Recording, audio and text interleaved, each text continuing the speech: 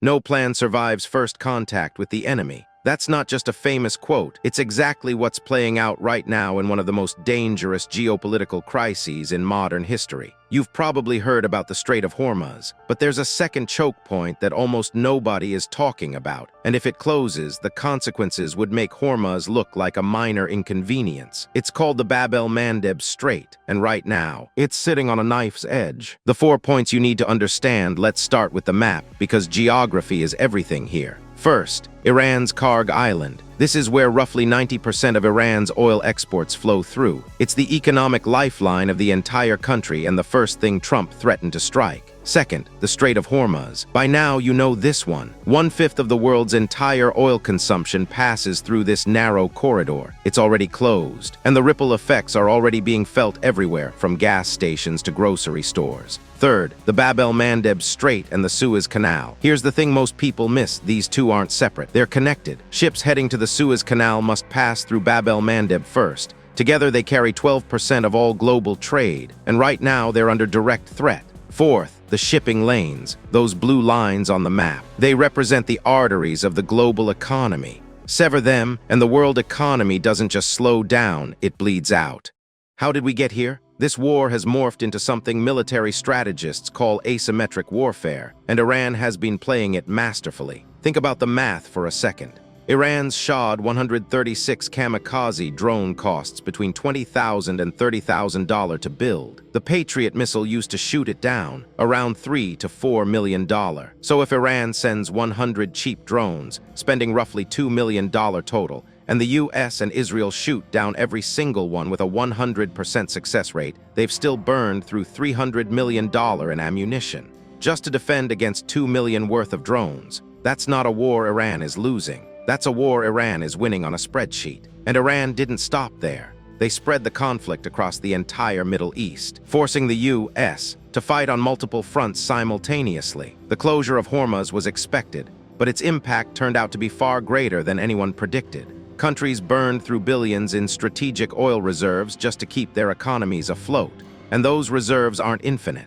Meanwhile, back in America, the public pressure is becoming unbearable. Millions are in the streets, and people are asking a very simple, very uncomfortable question. Hormuz was open before this war, so why did we start it? The card nobody saw coming then, just 2 days after Iran rejected a 15-point peace proposal. Something happened that changed everything. The Houthis, the Yemen-based militia backed by Iran, officially entered the war, and they came with a threat that sent shockwaves through every shipping company, every energy trader, and every government on the planet. They threatened to close the Bab el-Mandeb Strait. This is where things go from serious to catastrophic. The ghost of the ever given to understand just how devastating a Bab el-Mandeb closure would be, let me take you back to March 2021. A massive container ship called the Ever Given ran aground in the Suez Canal. It was longer than the Eiffel Tower is tall. It carried 220,000 tons of cargo, and it got stuck sideways, blocking one of the most important waterways on Earth. For 6 days, the canal was completely shut. Over 400 ships were stranded at both ends. Experts estimated the blockage was costing global trade $400 million per hour, or $9.6 billion per day. And that was one ship, one accident, 6 days. Now imagine that choke point, along with Hormuz and Bab el-Mandeb, all closed simultaneously, not by accident, by design. The apocalyptic scenario if Iran and the Houthis succeed in closing all 3 strategic passages. We're looking at what analysts are now calling a complete global trade freeze. Here's what that actually means. Together, Hormuz, Bab el-Mandeb, and Suez carry 1/3 of all global maritime trade, and between 35% and 40% of all energy shipments.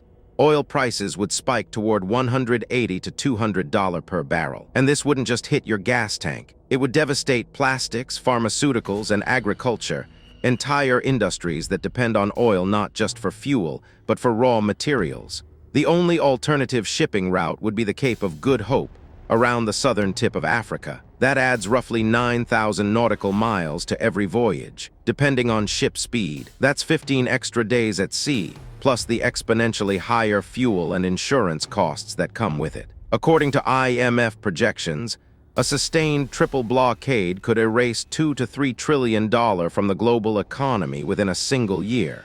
To put that in perspective, that would be a deeper economic collapse than the 2008 financial crisis. So why can't the US just stop the Houthis? This is the question everyone is asking, and the answer is uncomfortably simple. They've been trying since 2024. It's not working. The Houthis have spent years developing what can only be described as a masterclass in asymmetric survival. Their missiles and drones are hidden in vast underground tunnel networks and concealed in the rugged mountain terrain of northern Yemen. By the time a U.S. satellite identifies a launch site, the Houthis have already fired the missile, loaded the launcher onto a truck, and disappeared into the landscape. A single Houthi drone can be launched from the back of a pickup truck. They don't need factories. They assemble their weapons in small workshops using components smuggled in from Iran. There's no central headquarters to bomb, no fixed target to destroy. The only way to truly stop them would be a full-scale ground invasion of Yemen. But a United States that just spent 20 years in Afghanistan and is already stretched thin across multiple theaters is not going to send troops into another mountainous insurgency.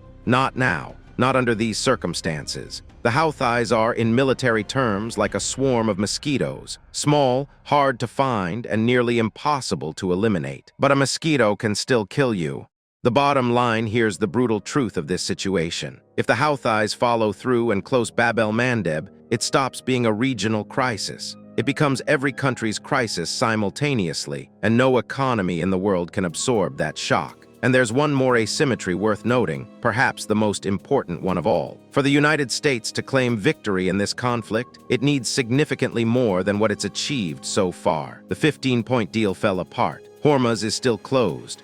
Public support is collapsing. Iran, on the other hand, could make a credible argument right now that it's already won. Its economy is under severe pressure, but it's still standing. Its proxies control critical geography across the Middle East. It has forced the world's most powerful military into a stalemate, and it has turned global public opinion against the war without firing a single shot at American soil. That's the reality of asymmetric warfare. The stronger side doesn't always win. Sometimes simply not losing is winning, and right now that advantage belongs to Iran.